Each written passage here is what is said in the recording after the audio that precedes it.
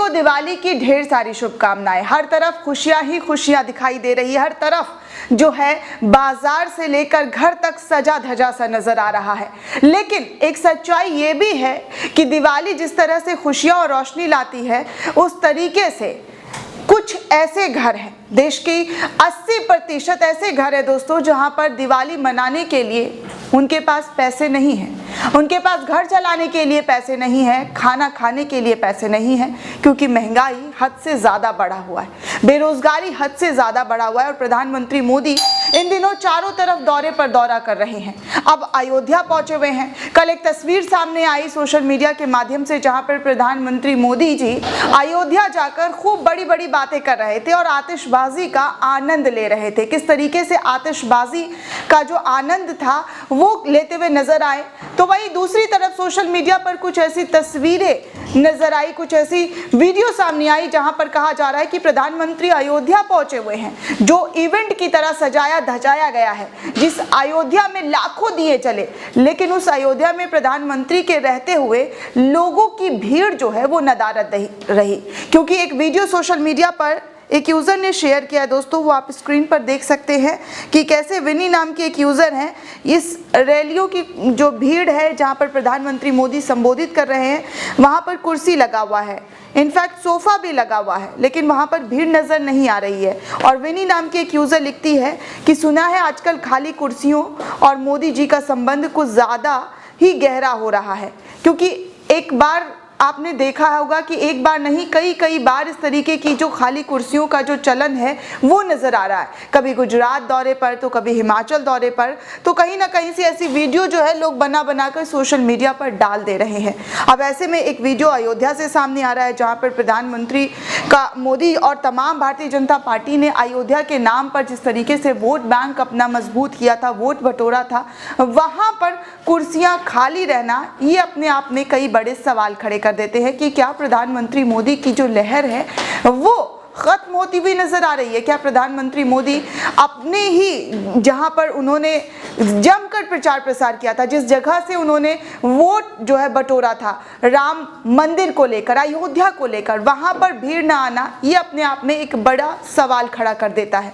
दोस्तों आपको बता दें कि खेती, किसानी, व्यापार, उद्योग, अर्थव्यवस्था के क्षेत्रों से आ रही तमाम निराशाजनक खबरें और आम आदमी के जीवन में छाई तरह तरह की दुश्वारियों के बीच सरकार की ओर से आंकड़ों के जरिए व्यवस्था की चमकदार तस्वीरें पेश की जा रही है। महंगाई अब पूरी तरह लूट में तब्दील हो चुकी है और नग्न बाजारवाद का बेशरम प्रदर्शन हो रहा है हर तरफ। विश्व बाजार में भारतीय रुपयों की हैसियत गिरने के रोजाना नए रिकॉर्ड बन रहे हैं। देश का विदेशी मुद्रा भंडार लगातार खाली होता हुआ नजर आ रहा है। अंतर्राष्ट्रीय hunger index, happiness index, pension index आदि में भी भारत शर्मनाक रूप से नीचे गिरता हुआ नजर आ रहा है।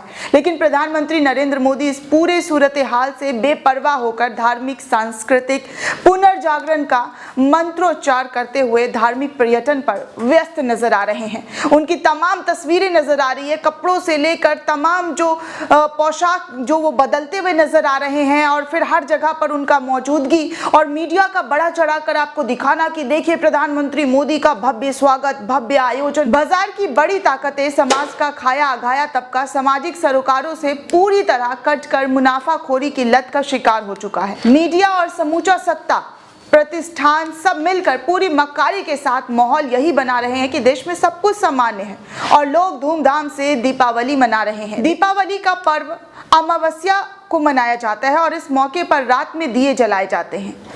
इससे ये प्रतीक बेहद लोकप्रिय हो गया है कि अंधकार पर प्रकाश की ओर, असत्य पर सत्य का विजय का पर्व है ये।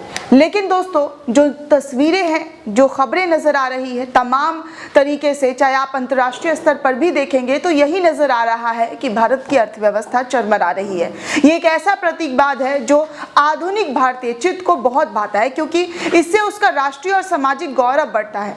ज्यादा सच तो ये आख्यान प्रतीत होता है कि 14 वर्ष का वनवास काटने और लंका पर विजय प्राप्त करने के बाद राम के अयोध्या लौटने पर अयोध्या वासियों ने दीप जलाकर उनका स्वागत किया था और खुशियां मनाई थी। तभी से दिवाली मनाने की परंपरा शुरू हुई। इस लिहाज से ये सुशासन कायम होने का उत्सव है। भारत में सुशासन की कल्पना राम राज्य से जुड़ी रही, लेकिन हमारे देश में इतने लंबे समय तक सुशासन नहीं, शासन का भी ऐसे नितांत अभाव देखा कि राम राज्य की कसक उसके अंतर मन में बैठ गई।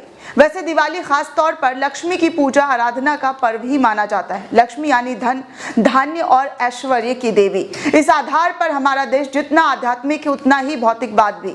हम ज्ञान के साथ साथ ही समृद्धि का भी उपासना करते हुए आए हैं, क्योंकि हमें अपने परलोक को ही नहीं इहलोक को भी सुंदर और सफल बनाना है। लक्ष्मी भगवान विष्णु की पत्नी है। हमारे धर्म शास्त्रों में विष्णु को इस सृष्टि का सूत्रधार माना गया है।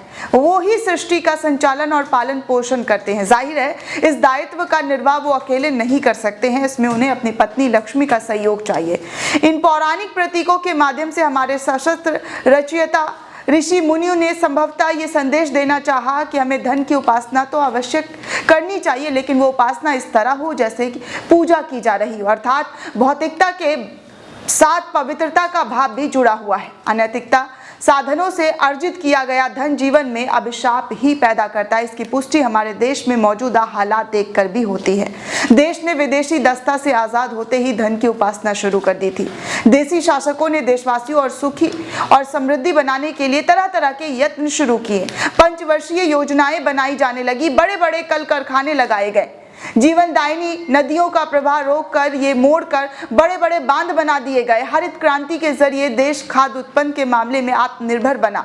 आर्थिक असमानता दूर करने के लिए जहां जिम्मेदारियां प्रथा खत्म की गई, तो वहां सामाजिक गैर बराबरी खत्म करने के लिए दलितों, आदिवासियों और अन्य पिछड़े वर्गों को विशेषकर अवसर दिए गए। स्पष्ट तौर पर यह उपासना समाजवादी संपन्नता की थी, लेकिन चूंकि इस संपन्नता के लिए अपनाए गए तौर तरीके कतई समाजवादी नहीं थे, इसलिए गरीबों के विशाल हिंद महासागर में समृद्धि के कुछ टापू ही उभर पाए। देश में पिछले 3 दशक से, यानी जब से नव उदारीकृत आर्थिक नीतियां लागू हुई, तब से सरकारों की ओर से आए दिन आंकड़ों की हेराफेरी के सहारे देश की अर्थव्यवस्था की गुलाबी तस्वीरें आप सबको पेश की गई, हम सबको दिखाई गई। आर्थिक विकास के बड़े बड़े दावे किए जा रहे हैं। देश की आबादी के एक बड़े हिस्से को भरपेट भोजन तक नहीं मिल रहा है दोस्तों, लेकिन आर्थिक स्थिति के बड़े बड़े दावे और बड़े बड़े डंके पिटवाए जा रहे हैं। हमारे लगभग आधे बच्चे कुपोषित है। हमारे देश के वैश्विक भूख सूचांक में भारत का स्थान 116वें देशों में से 107वें स्थान पर पहुंच गया। लेकिन इसके बावजूद हैरान करने वाली बात यह है कि सूचांक में चीन जैसा सबसे बड़ी आबादी वाला देश ही नहीं, बल्कि पाकिस्तान, चीन, भूटान, नेपाल, बांग्लादेश, श्रीलंका और म्यांमार जैसा छोटा छोटा पड़ोसी देश खुशहाली के मामले में हमसे यानी कि भारत से ऊपर है। भारतीय आर्थिक दर्शन और जीवन पद्धति के सर्वथा प्रतिकूल पूंजी ही जीवन का अभिष्ट है कि अंतर्मूल दर्शन पर आधारित नव उदारीकरण की अर्थव्यवस्था को लागू कर 2.5 दशक से भी ज्यादा समय बीत चुका है। तब से लेकर आज तक हम एकाग्र भाव से बाजारवाद की ही पूजा अर्चना कर रहे हैं। लक्ष्मी अब लोक की देवी नहीं बल्कि ग्लोबल प्रतिमा बन गई है। उसकी पूजा में अब लोग जीवन को संपन्न बनाने की इच्छा कम और खुद को समृद्ध बनाने की लालसा ज्यादा व्यक्त की जाती है। डिजाइनरों और ब्रांडेड के बोल वालों ने मिट्टी की लक्ष्मी प्रतिमाओं और कुम्हार के कलाकार हाथों से ढले गए दियों को भी डिजाइनर बना दिया है। डिजाइनर दियों के साथ ही ब्रांडेड मोमबत्तियां और मोम के दियों का भी चलन बढ़ गया है हमारे देश में। पारंपरिक मिठाइयों की जगह ब्रांडेड मिठाइयां और मुनाफाखोर बहुराष्ट्रीय कंपनियों के चॉकलेट ने ले ली है। दिवाली पर उपहारों और मिठाइयों के आदान प्रदान का चलन पुराना है, लेकिन पहले उनमें गहरी आत्मीयता होती थी। अब जिन महंगे उपहारों और मिठाइयों का लेन देन होता है उसमें से आत्मीयता और मिठास की पूरी तरह जो है वो खत्म हो गई और उनकी जगह ले ली है दिखावे और स्वार्थ ने, कि कैसे जो है दिखावा और स्वार्थ नजर आता है। इसी तरीके से ये तमाम चीजें दोस्तों आज आपको बताना जरूरी हो गया था, क्योंकि देश जो है एक तरफ महंगाई और तमाम चीजों में जो है जूझ रहा है कि कैसे देश का अर्थव्यवस्था हर तरीके से ढीला और चरमराता हुआ नजर आ रहा है, लेकिन कुछ तस्वीरें हैं जो आपको चमक धमक करके दिखाई जा रही है। वो असलियत में सच्चाई नहीं है बल्कि एक इवेंट के तौर पर आपको प्रस्तुत करके दिखाया जा रहा है कि देखिए यही है असली भारत। लेकिन असली भारत को देखने के लिए आपको बहुत नीचे तक जाना पड़ेगा, आपको जमीन पर उतर कर देखना होगा। ये नहीं कि मंच सज गया और मंच पर बैठकर 2-4 भाषण बोल दिए और कह दिए कि भारत ये कर लिया, भारत वो कर लिया, लेकिन जो आंकड़े हैं उसको कैसे छुपाएंगे, जो तस्वीरें हैं उसको कैसे झुटलाएंगे। हाँ, आप झुटला सकते हैं क्योंकि आपने हंगर इंडेक्स वाली जो लिस्ट थी, जो सूचांक थी उसको आपने झुठला दिया। आपने कहा कि ये साजिश है, ये तोड़ मरोड़ कर दिखाया गया है। लेकिन आप उतर कर देखिए और अपने आसपास देखिए कि गरीबों की क्या स्थिति है। आप दिल्ली जैसे राजधानी जगहों पर जाकर देखिए कि राजधानी दिल्ली में कैसे गरीब जो है फुटपाथ पर सो रहे हैं, कैसे सड़क किनारे सो रहे हैं, कैसे ठंड में, जी हाँ ठंड शुरू हो गई और उस ठंड में कैसे एक कंबल के सहारे वो किस तरीके से अपनी रात व्यतीत कर रहे हैं। लेकिन ये सब आपको नजर नहीं दिखाई जाएगी, ये सब मीडिया का कैमरा आपको नजर नहीं दिखाएगा और नहीं आपको बताएगा। सिर्फ बताएगा तो रंगीन तस्वीरें और लाइट की वो झड़ियां और प्रधानमंत्री मोदी का वो चेहरा जो वो बार बार कहते हुए नजर आते हैं कि हमने ये कर दिया, हमने वो कर दिया। लेकिन सच्चाई और असलियत क्या है वो आपके सामने है। दोस्तों इस पूरे रिपोर्ट को लेकर आप क्या सोचते हैं, आपकी क्या राय है, हमें कमेंट सेक्शन में जरूर बताइएगा। साथ ही साथ नेशन 360 को ज्यादा से ज्यादा लाइक, शेयर और सब्सक्राइब करना बिल्कुल भी ना भूलें।